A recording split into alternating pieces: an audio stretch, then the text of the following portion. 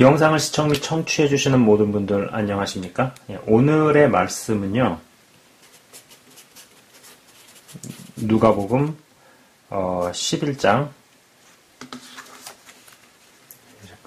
누가복음 11장 52절입니다. 누가복음 11장 52절 제가 읽도록 하겠습니다. 화 있을진저 너희 율법교사여 너희가 지식의 열쇠를 가져가서 너희도 들어가지 않고 또 들어가고자 하는 자도 막았느니라 라고 나와 있습니다. 여러분 제가 오늘은요 영어를 공부해왔던 여정기를 좀 나눠볼까 합니다. 엥? 신앙 채널에서 웬 영어 여정기라고 반응하실 분들 분명히 계시리라 봅니다만 이번 시리즈와 밀접한 관련이 있고 이번 시리즈에서 제가 이야기하려고 하는 내용을 이해하는 데 있어서 분명 도움이 될 것이라고 생각을 하기에 좀 바꿨어요. 될 것이라고 생각을 하기에 이야기를 해보고자 합니다. 제 지난 영상에서도 이야기를 했었습니다만 저는 중고등학교 때 지극히 평범했습니다. 공부는 그리 잘하는 편이 아니었습니다. 헌데 중학교 때 봉천동 개척교회를 개척하신 전도사님의 아들, 현재는 목사님이 되신 분이에요. 그 아들을 만나서 영어를 개인 교습을 받았습니다. 그래서 영어는 좋아하고 잘한다는 소리도 제법 듣곤 했죠. 하지만 영어를 제외한 나머지 과목들은 내가 이 많은 과목들을 왜 공부해야 하지? 라는 질문에 답이 나오질 않아서 공부를 아예 안 해버렸어요. 안 해버렸는데 대학은 가야 할 것 같아서 운동을 시작해서 체대를 진학을 했죠. 이 체대에 가서도 영어를 열심히 했습니다. 방학 때는 종로에 있는 시사영어사의 뉴스 청취 같은 과목을 수강해서 듣고 그때 당시에 시사영어사에서 발행하는 월간지 같은 잡지가 있었는데 몇 년간 구독해서 봤습니다. 특히 매월마다 이게 잡지 한 권하고 카세트 테이프 2개가 집으로 배달이 돼서 왔었는데 팝송을 통해서 영어를 가르치시는 이보영 씨, 아시는 분도 많을 거예요. 이보영 씨가 하시는 대목을 좋아해서 맨날 듣고 다녔죠. 여기에다가 오성식 영어 독스판, 무슨 SOS 시리즈였던 걸로 기억을 하는데 해석판을 구해서 계속 입으로 따라하고 중얼중얼거리면서 다녔습니다. 자, 정말 집에 있는 시간 빼고는 계속 끼고 중얼중얼거리고 듣고 중얼중얼 계속 테이프 늘어지게 그러고 다닌 거예요. 지금은 대형화된 교회에 영어 예배 정도는 다 있을 겁니다. 하지만 제가 영어를 좀 잘 해보겠다고 그러고 다니던 94년도만 해도 영어 예배를 드리던 곳은 동부 이천동에 있는 큰 교회가 유일했죠. 대학 1학년 때 그곳을 무작정 찾아갔고 예배 시간 내내 하나도 알아듣지도 못한 채 앉아있다가 마지막 광고 시간 때 간신히 한마디 알아들었습니다. 예배 이후에 성경 공부를 하는데 옥상에서 할 것이니까 관심 있는 사람은 오라는 것이었죠. 얼마만큼 기다린 다음에 그 옥상에 올라가서 한 사람씩 소개를 할 때 저는 더듬대는 영어로 난 이곳에 영어를 배우러 왔다고 했더니 저를 쳐다보시면서 성경 공부를 인도하시는 백인 선교사님이 이야기를 하셨는데 저는 못 알아들었지만 똑바로 쳐다보면서 하시는 이야기를 들었죠. 좋은 이야기인 줄 알고 그랬습니다. 그런데 중간에 쉬는 시간에 그 성경 공부 모임에 온 사람들 중 한 명이 저한테 와가지고 약간은 어눌하고 더듬거리는 한국어로 여기는 성경 공부를 위해 오는 곳이지 영어를 배우기 위해 오는 곳이 아니다 라고 이야기했다는 것이죠. 저는 좋은 이야기를 해주는 줄 알고 똑바로 쳐다보면서 선교사님 이야기를 들었었는데 알고 보니 아니었고 그분이 이야기해 주셔서 좀 창피하기도 했습니다만 그 정도 창피한 거야 제겐 아무런 문제가 아니었죠. 이 성경 공부 모임을 꾸준히 참석을 하면서 보니까 일단 이 동부 이촌동이라는 곳 자체가 외교관이라든지 그 외에 영어 생활권이 익숙한 사람들이 영어 예배를 드리기 위해 오는 곳이라는 것을 알기 시작했고 또 어릴 때 미국으로 입양이 되었다가 친부나 친모를 찾기 위해 한국에 들어와 있는 동안 연세 어학당에서 영어를 가르치면서 머무는 사람들이 주로 성경 공부의 멤버들이라는 것을 알게 되었습니다. 이 친구들과 엮이면서 항상 제가 이제 노트를 가지고 다니면서 야, 이럴 때는 영어로 어떻게 표현하냐? 고 물어보고 뭐 또 노트에 적고 또 그들은 뭐 떠듬거리는 한국어로 설명해주고 부모를 찾기 위해 한국에 머무는 그 친구들과 어울리다가 뭐 연세대 교정 안에 사택 같은 곳에서 사시는 백인 목사님 댁에서 하루 잔 일도 지금 기억이 납니다. 뭐 평일에는 시사 영사 카세트를 맨날 귀에 꽂고 따라하고 영어 책자를 읽고 뭐 카세트 테이프 뭐 플레이 버튼하고 리와인드 버튼의 도색 색깔이 벗겨지도록 누르고 듣고 그리고 주말에는 한국에 와 있는 친부모를 찾기 위해 와 있는 친구들과 어울리면서 영어를 배워나갔죠. 이러던 중에 그 무리들 중에서 한국인 목사님과 결혼한 분과 친해지게 되고 마침 그분이 이제 불광동 녹번 근처에서 매주 토요일 오전마다 진행하는 영어 성경 공부 모임을 다니기 시작했습니다. 이제 그 동부 이촌동에서 이쪽으로 이동을 한 거죠.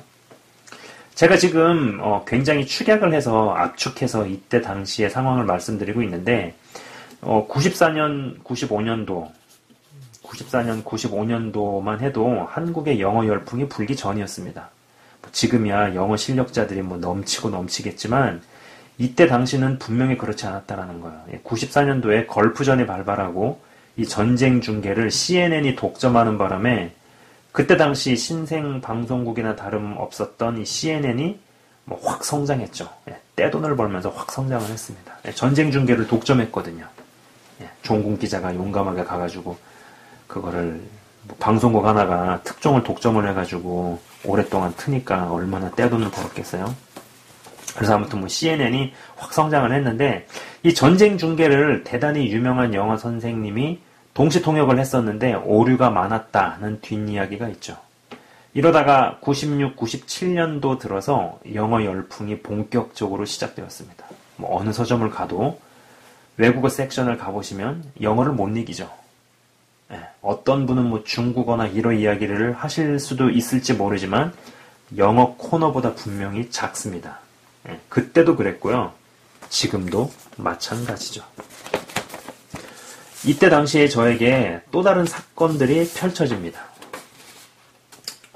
첫 번째는요. 내가 책 제목까지 쓰네요. 광고하는 거 아닌데. 참고로 저는 이 책의 출판사와 저자랑 아무런 관련이 없습니다. 첫 번째는 쓰레기통에서 건진 영어라는 책을 접하게 된 일이고, 두 번째는요, 불광동에 교회를 좀 살려보기 위해 매주 토요일 오전마다 진행했던 영어 성경 공부 모임에서 우연하게 만나게 된 어마어마한 영어 실력자와의 만남입니다. 어마어마한 실력자. 우선 쓰레기통에서 건진 영어라는 책을 접하면서 지금은 고인이 되신 저자가 이제 백현락 씨라는 분인데, 이 백현락 씨가 자신은 단어 300개만 알아도 그 나라 말을 어느 정도 구사할 수 있다는 언어학자들의 말이 사실임을 증명하고 싶었다는 부분이 인상적이었죠. 그래서 그 책에서 시키는 대로 하기 시작했죠. 정말 중학교 1, 2학년 수준의 가장 쉬운 동사, 예를 들면 뭐 그런 거 있잖아요. have, let, make, put 등등등. 이러한 동사들이 전치사와 합쳐지면서 만들어내는 진짜 영어식의 영어 같은 표현들. 이제 여기에 불광동 영어 모임에 오신 그 막강한 영어 실력자는 다름 아닌 그 교회 목사님의 친형이었는데 미국에서의 생활을 정리하고 한국에 아주 들어오신 분이었죠. 제가 그분과의 첫 만남을 제가 잊어먹지도 않는 이유는요. 이분도 영어에 미쳐서 국내 토종으로서 아주 날고 기던 분이었거든요. 진짜 날고 기는 사람이었어요. 자신의 영어 학습 이야기를 해주다가 기네스북에 등재되어 있는 가장 긴 스펠링을 가지고 있는 이 진폐증이라는 단어를 써내려가는 모습이 충격적으로 다가왔기 때문이죠.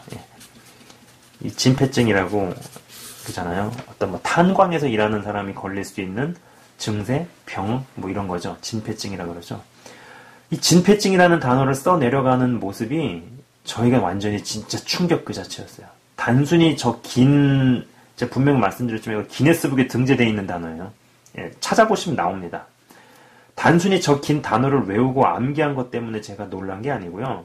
어떤 열심과 열정이 무모해 보이고 넘을 수 없어 보이는 장벽을 넘어서게 했을까에 대한 일종의 궁금증과 경외심이었죠. 그분은 얼마 안 가서 신촌의 대형 어학원에서 정말 고소득을 올리는 영어 강사로 일하게 됩니다. 그리고 저는 또 이곳을 방학마다 다니면서 계속 테이프를 듣고 입을 훈련하고 살았죠. 이러던 중에 부분적이었지만 영어가 입에서 터지는 경험도 해보았습니다. 이때 당시에 신촌 영어학원에서 선생님이 된 그분과 이런저런 이야기를 해볼 기회가 많았는데 제가 당신 같은 사람이 대학교에서 가르쳐야 하는 거 아니냐는 이야기에 그분이 그냥 씩 웃고 마시더라고요. 그리고 제가 대학 3학년 때였던 것으로 기억이 나는데 학교 내에서 영어 웅변 대회가 있어서 원고를 작성해서 감수를 그분께 받은 적이 있었습니다. 예선을 통과하고 나서 본선에 진출했을 때 영문과 교수들과 본선 진출자들이 인터뷰를 한 적이 있었는데 어떤 여교수 한 분이 저에게 유달리 신경질적으로 반응을 했었거든요. 유달리 신경질적으로 반응을 했었는데 저는 정말 영문을 몰랐어요. 왜 제가 그렇게 혼날 이유가 없었거든요. 제가 작성한 원고에 대해서 제 입장에서는 정말 알 수 없는 화를 냈던 그 여교수가 생각이 납니다. 제가 이 이야기를 신촌 선생님에게 이야기를 했었을 때 그분이 씩 웃고 마시더라고요. 그리고 이제 이때 당시에 신동아 잡지 기사에서 외국에서 손님이 오셨기에 통역이 필요해 어느 대학 총장이 통역으로 영문과에 전화를 했더니 조교에게 야, 나 없다고 얘기하라. 나 지금 어디 외출 나갔다고 이야기해라. 그 이야기한 영문과 교수 이야기를 읽었던 적이 있었죠. 물론 지금은 뭐 그 정도는 아닐 겁니다. 그러나 이러한 일 이후에 어쩌면은 이 한국이라는 나라에 어떤 카르텔이라는 게 있을지 모르겠다. 네. 어떤 카르텔이라는 것이 존재하겠구나라는 생각을 이때부터 이제 하기 시작했다라는 것이죠. 네. 진짜 실력자들이 민간 학원에 가득한데 막상 제도권에 편입하지 못하고 제도권 교육 내에서는 실제적으로 영어를 말하고 쓰고 읽고 듣는 것과는 동떨어진 교육이 진행되는 것 말이죠. 예전에 군대에서 대학으로 복학하고 나서 학점을 채우려고 어떤 영어 과목을 들었다가 이 사람 밑에서 계속 배우면 이 사람 같이 되겠다 싶은 생각에 숙제만 해 나가고 출석만 해서 그 과목을 마친 적이 있었습니다. 자신이 말을 못하는 영어 선생 밑에서 배우면은요, 영어로 말 못하는 제자가 배출된다는 것이죠.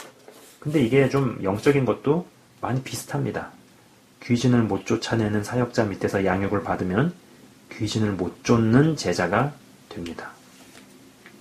성령의 역사와 은사를 인정 안 하는 사역자 밑에서 양육을 받으면은요, 성령의 역사와 은사를 인정 안 하는 사람이 된다라는 것이죠.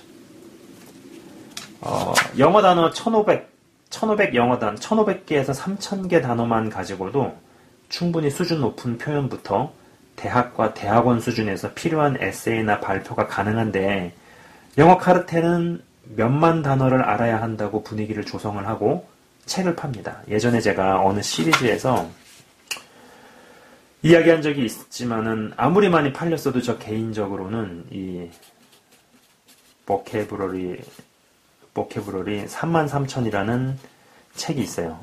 예, 지금 영상 보시는 분들 중에서도 그 책, 그 빨간색으로 된 겉표지 빨간 그 보케브러리 33,000책 아시는 분 분명히 계실 겁니다. 예, 그런 책이 있었어요. 근데 저는 이 보케브러리 33,000이라는 책을 제 개인적으로는 최악의 책으로 생각한다라는 이야기를 한 적이 있습니다. 네. 전 이 책을 접한 이후에 어떤 교육 카르텔이 존재한다라는 합리적인 의심이 어떤 확신으로 이동을 하는 것을 경험을 했습니다. 분명히 이거는 어떤 카르텔이 있다. 예전에 어떤 영어 선생님이 영어에 대해서 정말 어떤 감각을 가르치려면 동사 그리고 특히 전치사에 대해서 잘 가르쳐야 한다는 주장을 하는 것을 보았습니다. 저는 굉장히 동의를 했죠. 하지만 제가 영어를 공부할 때 당시부터 아마 지금까지 꾸준하게 거의 영어 학습 시장에서 바이블처럼 팔리는 문법 책에서는 전치사에 대해 거의 다루지 않는다는 것이죠. 투부정사, 분사, 동명사를 중요하다고 그리 강조해도 동사와 전치사에 대해서는 스리슬쩍 넘어간다는 것입니다. 그리고 이러한 이야기를 하고 영어를 배우는 사람들에게 진짜 학습법을 이야기하고 가르치는 선생님들이 카르텔에 찍혀서 어느 순간부터 안 보이고 사라지는 일들이 발생한다는 것이죠. 이들은 진짜 영어 학습법이나 영어를 배우는 데 있어서 진짜 도움이 되는 국가적 정책 입안에 있어서 자신의 카르텔과 인맥, 권력, 그리고 그 외의 것들을 써서 막는 것이 아닌가. 이런 의심들이 드는 거예요. 합리적인 의심들. 그리고 그 합리적인 의심이 그 보캐버리 33,000이라는 책을 접하고 나가지고 확신으로 이어졌습니다. 물론 어떤 그 물적인 증거를 이렇게 얘기하면은 제가 할 얘기는 없지만은, 그러나 벌어지는 일들을 보니까 분명히 저런 어떤 것들이 있구나. 제 이야기가 망상 같나요?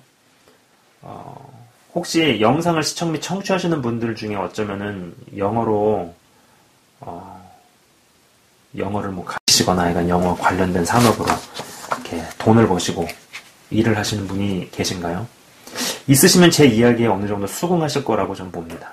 진짜 영어를 잘 배우고 잘할 수 있는 학습법과 교습법을 모르길 바라는 사람들이 일어 교육 현장에 있을 것 같으신가요?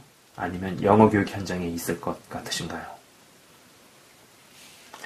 많은 영어 학습자들이 그것을 몰라야, 아니 모르게 만들어야 그들은 그들만의 철옹성과 같은 카르텔을 계속 유지해 나가겠죠. 제가 옛날부터 가만 관찰해보면 모든 어학원마다 백인 선생을 두고 운영하는 회화 클래스가 다 있었는데, 이 클래스에서 가장 기초반을 듣는, 그러면서 백인 선생 앞에서 말이 좀 잘 나오게 되는 것은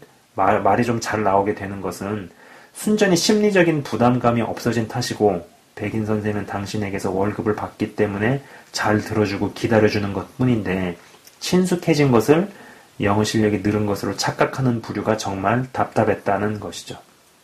영어 학원과의 풍경은 그때나 지금이나 그리 변했을 것 같지가 않다는 것입니다. 제가 이리 깊게 저의 영어 공부 이야기를 압축해서 했다 하지만 왜 이리 길게 이야기했을까요? 이러한 카르텔이 영어 학습 시장에만 있을까요?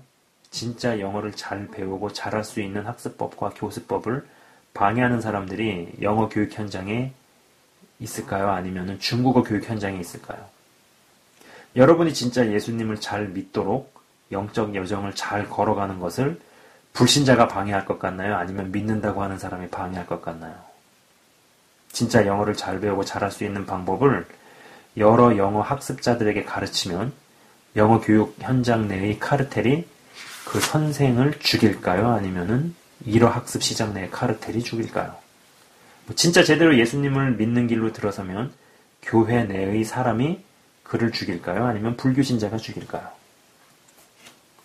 옛날에 나름 영어에 목숨을 걸고 진짜 정말 그렇게 공부를 할 때도, 지금 생각하면 목숨 걸고 공부했다 이렇게 얘기하긴 그렇지만 진짜 정말 열심히 했었습니다. 했었는데 시험 점수만 올리는 프로그램들이 참 많았는데 저것을 들어본들 진짜 본질적인 관점에서 영어 실력에 도움 하나도 안 된다는 생각을 했었기에 본질적인 접근을 하려고 애썼던 것 같습니다. 제가 이리 이야기하니까 누가 들으면 제가 영어를 진짜 잘하는 사람으로 생각할까봐 두렵네요. 전혀 그렇지 않습니다. 사람마다 기준이 다르기에 어떤 뚜렷한 선을 제시하기는 어렵지만 저는 영어를 잘 하지 못합니다. 잘한다고 이야기할 수 없습니다. 단지 이러한 일들을 통해 어떤 카르텔이라는 것이 분명 존재한다는 합리적인 의심을 하기 시작했고, 그리고 그것이 합리적인 확신으로 이어졌다라는 이야기를 하고 있는 거예요. 그리고 적지 않은 경우에 이 내부의 적이 더 무섭다는 것이죠. 그리고 똑같은 원리가 이 신앙에도 믿음에도 영적인 여정에서도 동일하게 적용이 된다는 것입니다. 본인도 들어가지 않으면서 들어가겠다는 사람의 길을 막습니다. 실제적이지도 않은 영어 학습 교재를 수많은 학습자들에게 팔아치우고 강의를 만들어서 가르쳐도 정작 자신의 자녀들은 조기 유학을 보내죠. 본인이 성령의 역사를 부인한다면 본인만 부인하면 될 일입니다. 하지만 절대로 그렇게 행동하지 않는다라는 것이죠. 다른 이들도 성령의 역사를 부인하는 사람으로 양육해서 키워냅니다. 안 그럴 것 같으세요? 저는 아직까지 영어로 글을 못 쓰는 선생에게서 배워서 영어로 에세이를 잘 쓰는 학생이 나온 예를 본 적이 없습니다. 네.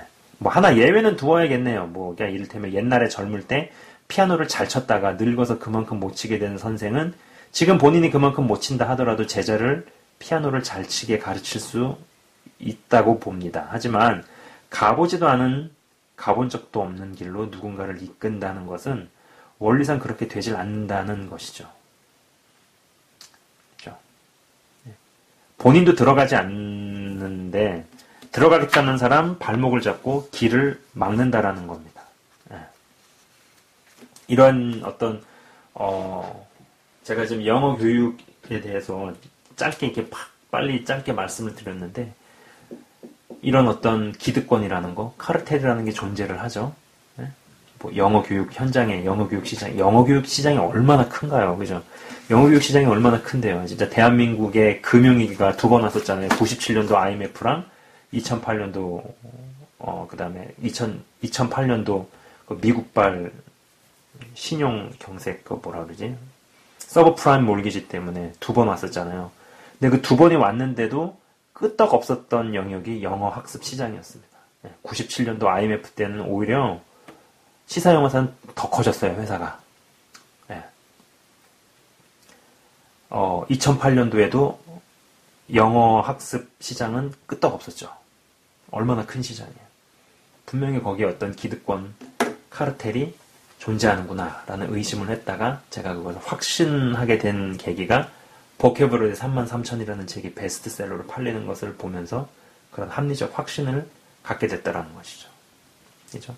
마찬가지로 우리의 영적인 여정에서도 신앙에서도 정말 하나님의 사람, 성령의 사람으로 변모되고 성장하는 것을 과연 불신자가 방해하겠느냐 아니면 믿는다고 하는 사람이 회방을 놓겠느냐 한번 이건 잘 생각해 볼 일입니다. 그죠?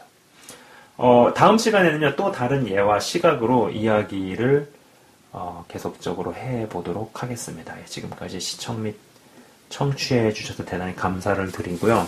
제가 좀 짧게 기도하고 마치도록 하겠습니다. 하나님 아버지 감사합니다. 외부의 적보다 내부의 적이 더 무섭다라는 이야기를 합니다. 그리고 우리의 믿음이 성장하는 것을 아무것도 모르는 무신론자나 불신자가 회방을 한다라기보다도 어떻게 보면은 믿는다고 하지만 믿는다고 일컫는 사람이 우리의 믿음의 성장을 가로막거나 발목을 잡는 일이 분명히 있다라는 것입니다.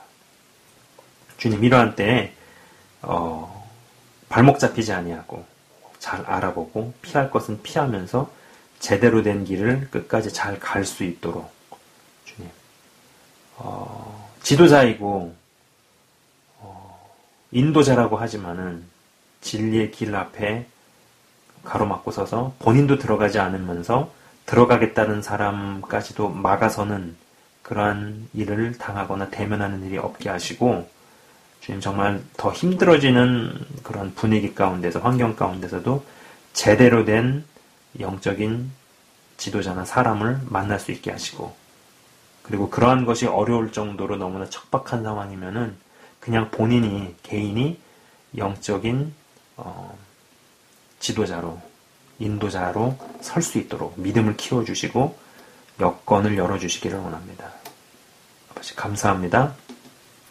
더 이상 어떤 카르텔이나 기득권의 희생자가 되지 아니하고 하나님 나라를 제대로 잘 바라보면서 믿음의 장성한 분량까지 자라나는 사람들이 많이 배출될 수 있도록 역사하여 주시고 은혜 베풀어 주시옵소서. 주님 감사합니다. 한 분 한 분을 주의 이름으로 축복하며 기도합니다. 예수 그리스도 이름으로 감사드리며 기도드리옵나이다. 아멘. 시청 및 청취해 주셔서 감사합니다.